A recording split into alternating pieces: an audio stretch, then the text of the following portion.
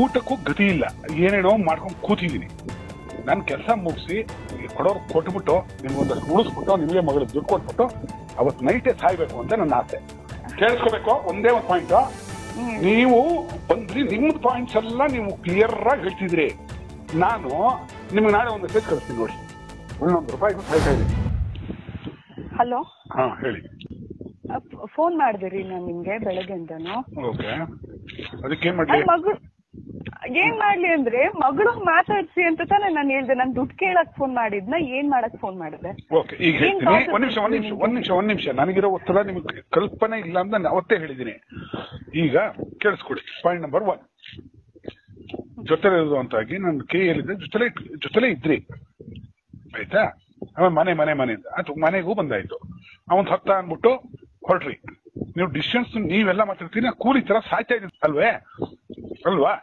So ನಂಗೆ ಗೊತ್ತಿತ್ತು ಇಷ್ಟರಲ್ಲೇ ಮಗಳು ಹುಷಾರಿಲ್ಲ ಅನ್ನೋದು ಒಂದು ಇಶ್ಯೂ ಮಾಡಿ ಬಂದೇ ಬರ್ತಾರೆ ಇವ್ರು, ಬೇಕು ಅಂತ ಕ್ರಿಯೇಟ್ ಮಾಡಿ. ನೀವು ತುಂಬಾ ಕಿಲಾಡಿ ಅನ್ಕೊಂಡಿದ್ದೀರಿ. ನೋಡಿ, ನೀವು ನೋಡಿ ದರ್ಶನ್ದು ಎಪಿಸೋಡ್ಸ್ ಅದು ಇದು ಎಲ್ಲ ನೋಡಿ, ಆ ತರ ಇರ್ಬೇಕಿತ್ತು. ನಾನು ಹಂಗಿಲ್ವೇ? ನನ್ನ ದುಡ್ಡಿಲ್ಲ, ದುಡ್ಡಿದ್ರು ನಾನು ಹಂಗೆಲ್ಲ ಮಾಡಲ್ಲ. ನಾನು ಸರಿಯಾಗಿ ಯೋಚನೆ ಮಾಡ್ತೀನಿ, ಸರಿಯಾಗಿ ಹೇಳ್ತೀನಿ, ತಾಳ್ಮೆ ಬೇಕಿಂತ ಟೈಮಲ್ಲಿ ಅಂತ. ನಿಮ್ಗೆ ಫೋನ್ ಮಾಡಿದ್ ನನಗೆ ಗೊತ್ತಿಲ್ಲ ಒತ್ತಡಗಳು ಏನೇನಿದೆ ಅಂತ. ಎಲ್ಲ ರೆಕಾರ್ಡ್ ಆಗ್ತದೆ, ಇಟ್ಕೊಳ್ಳಿ, ಇವೆಲ್ಲ ಇಟ್ಕೊಳ್ಳಿ. ನೀವು ಎದುವರೆಗೂ ಮಾಡಿರೋದು ನನಗೆ ಎಷ್ಟು ಲಾಸ್ ಅಂತ ನಿಮ್ಗೆ ಕಲ್ಪನೆಯೂ ಇಲ್ಲ, ಆಯ್ತಾ? ಒಂದು ಅಡುಗೆ ಮಾಡ್ಕೊಡೋದು ಇದು. ನಾನು ಬಹಳಷ್ಟು ಜನಕ್ಕೆ ಮೆಸೇಜ್ ಮಾಡಬೇಕು, ಬಹಳಷ್ಟು ಜನಕ್ಕೆ ಜೊತೆ ನನ್ನ ಮೊಬೈಲ್ ಎಲ್ಲ ಇಟ್ಕೊಂಡಿದ್ರಿ, ಎಲ್ಲ ನಂಬರ್ಗಳು, ಇನ್ನೊಂದು ಮತ್ತೊಂದು ಎಲ್ಲವೂ ಗೊತ್ತು ನಿಮಗೆ.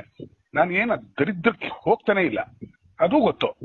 ಆದ್ರೂ ನಾನು ಕಂಟ್ರೋಲ್ ತಗೋಬೇಕು. ನಾನು ಕಂಟ್ರೋಲ್ ತಗೊಳಕ್ ಆಗಲ್ಲ. ಇದ್ರೆ ನಾನು ಸಾಯೋದ್ರೊಳಗೆ ಒಂದಷ್ಟು ಮಾಡಿ ಕೊಟ್ಬಿಟ್ಟು ಸತ್ರ ಸಾಕಾಗಿದೆ ನನಗೆ. ಅದೊಂದೇ ಟಾರ್ಗೆಟ್ ಇಟ್ಕೊಂಡಿರೋದು ನಾನು. ಹೇಳಿ, ಮಾತಾಡಿ. ಮುಂದೇನು ನೆಕ್ಸ್ಟ್ ಏನ್ ಮಾಡ್ಬೇಕಂತ ಈಗಿದ್ರಿ? ಅಭಿಪ್ರಾಯಗಳು ಬದಲಾಗೋದು, ಇದು ಅದನ್ನ. ಊಟಕ್ಕೂ ಗತಿ ಇಲ್ಲ, ಏನೇನೋ ಮಾಡ್ಕೊಂಡು ಕೂತಿದ್ದೀನಿ. ನಾನು ಕೆಲಸ ಮುಗಿಸಿ ಕೊಡೋರು ಕೊಟ್ಬಿಟ್ಟು ನಿಮ್ಗೊಂದಷ್ಟು ಉಳಿಸ್ಬಿಟ್ಟು ನಿಮಗೆ ಮಗಳು ದುಡ್ಡು ಕೊಟ್ಬಿಟ್ಟು ಅವತ್ತು ನೈಟೇ ಸಾಯ್ಬೇಕು ಅಂತ ನನ್ನ ಆಸೆ.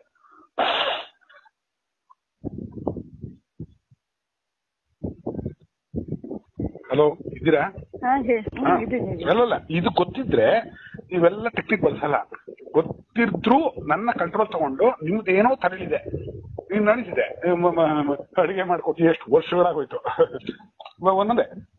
ಅವಾಗ ಅನ್ನೋದು ಮತ್ತೆ ಮನೆ ಅಲ್ಲಿಗೆ ರೆಡಿ ಮಾಡಿ ಐಟಮ್ಸ್ ಎಲ್ಲ ಒಂದ್ ಕಡೆ ಸೇಫ್ ಮಾಡಿ ಇಟ್ಟಿದ್ದೀನಿ. ಆಯ್ತಾ? ಈಗ ನಾನು ಬಿಸ್ನೆಸ್ ಮಾಡಿ ಯಾರ್ಯಾರು ಕೊಡ್ಬೇಕು ನಾನು ನೀಚೆ ಹಾಕ್ತೀನಿ. ನಾನು ನೀಚೆ ಅಲ್ಲ.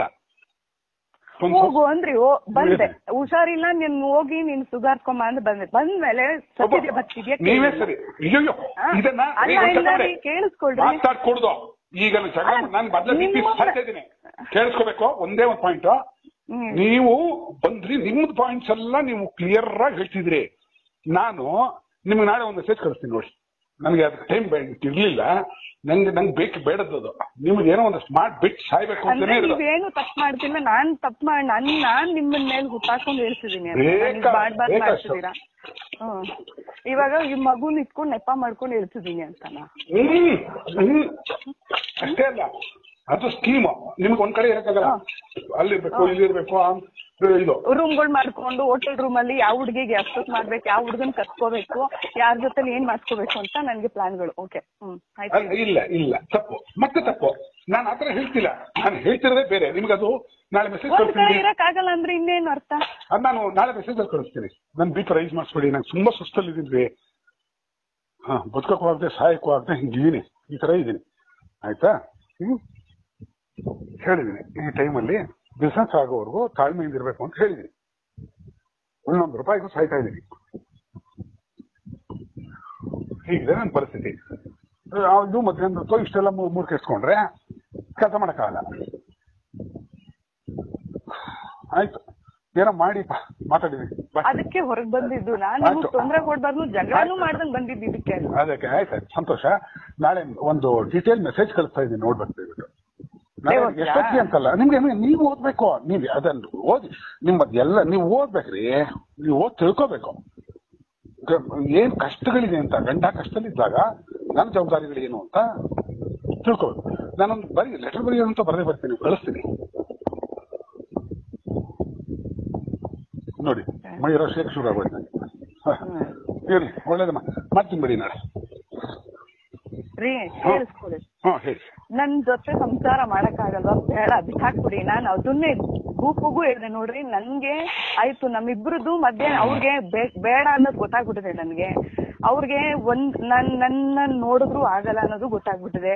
ನನ್ನನ್ ಬಿಟ್ಟಾಕಿ ನನ್ ಮಗಳನ್ನ ನೋಡಕ್ ಹೇಳಿ ಅಂತಾನೆ ಹೇಳಿದ್ ನಾನು ಅವತ್ತು. ಆಯ್ತು ನಿಮ್ದು ನೀವು ಮಾತಾಡಿ, ನಾನು ನಾಳೆ ಮೆಸೇಜ್ ಕಳ್ತೀನಿ, ಓದಿ ಆಮೇಲೆ ಮಾತಾಡೋಣ. ಅಷ್ಟೇ ತಾನೇ, ನಿಮ್ಗೆ ಫ್ರೀ ಆಗಿರ್ಬೇಕು ಅಂತಾನೆ ನಾನ್ ಬಿಟ್ಟಿರೋದು. ನಾನ್ ನಿಮಗ್ ತೊಂದ್ರೆ ಕೊಡ್ಬಾರ್ದು, ನಿಮಗ್ ಟಾರ್ಚರ್ ಮಾಡ್ಬಾರ್ದು, ಅವಳು ಹಂಗ್ ಮಾಡಿದ್ಲು ಇವಳು ಹಿಂಗ್ ಮಾಡಿದ್ಲು ಅನ್ಬಾರ್ದು ಅಂತಾನೆ ನಾನ್ ಬಂದ್ಮೇಲೂ ಒಂದ್ ಮೆಸೇಜ್ ಹಾಕಿಲ್ಲ ನಿಮ್ಗೆ. ರೀ ನಾನ್ ಯಾಕೆ ಬರ್ತೇನೆ ನೋಡ್, ಅವಾಗ ಬಂದ್ ನಿಮ್ಗೆ ಟಾರ್ಚರ್ ಕೊಡ್ಬಾರ್ದು ಅಂತ ನಾನು ಹಾಕೊಳ್ಳೋ ಬಟ್ಟೆಗಳು ಕರ್ತವ್ಯ. ಗಂಡನು ನೆಮ್ಮದಿಯಾಗಿರೋದು ಗಂಡ ಮುನ್ಸ್ಕೊಂಡ್ ಹೋಗಿ ನನ್ ಮೇಲೆ ಚಪ್ಪಲಿ ನೋಡ್ಬೇಕು, ಹೋಗಿ ರೂಮ್ ಅಲ್ಲಿ ಕುತ್ಕೊಂಡಿದ್ರು ಅವ್ನ್ ಕೆರದಲ್ಲಿ ಓಡ್ಸ್ಕೊಂಡ್ ಬರ್ಬೇಕಾ ಈಚೆ ಕಡೆ. ಇದನ್ನ ನಾಳೆ ಪ್ರೂವ್ ಮಾಡಿ ಕೋರ್ಟಲ್ಲಿ. ಕೋರ್ಟ್ ಕೊಡಂಗಿದೆ 2 ತಿಂಗಳು ತಡ್ಕೊಂಡಿದ್ದು ಕೋರ್ಟ್ ಕೊಡ್ಬೇಕಾರೆ ಬಡ್ದು ಕೊಲೆಗಳು ಮಾಡಿ ದುಡ್ಡಿಲ್ಲ ಅನ್ನೋ ಕಾರಣಕ್ಕೆ ಎಲ್ಲರೂ ಒತ್ತಡ ಆಗ್ತಾರೆ. ನೀವು ಆಗ್ತಿದ್ರಿ, ನಿಮ್ದೊಂದು ಸ್ಕೀಮ್ ಇತ್ತು, ಅದು ಆಗಿಲ್ಲ. ಇರ್ಲಿ ಬಿಡಿ, ನಾ ಮಾತಾಡ್ತೀನಿ ಬಿಡಿಪ್ಪ. ನಾಳೆ ಸ್ವಲ್ಪ ಬಿಡಿ, ಸುಸ್ತಾಗ್ಬಿಟ್ಟಿದೀನಿ, ನಡುಕ್ತಾ ಇದ್ದೀನಿ ಬಿಪಿಲಿ. ನಾ ಮಾತಾಡ್ತೀನಿ. ಥ್ಯಾಂಕ್ ಯು, ಟೇಕ್ ಕೇರ್ ಮಾ.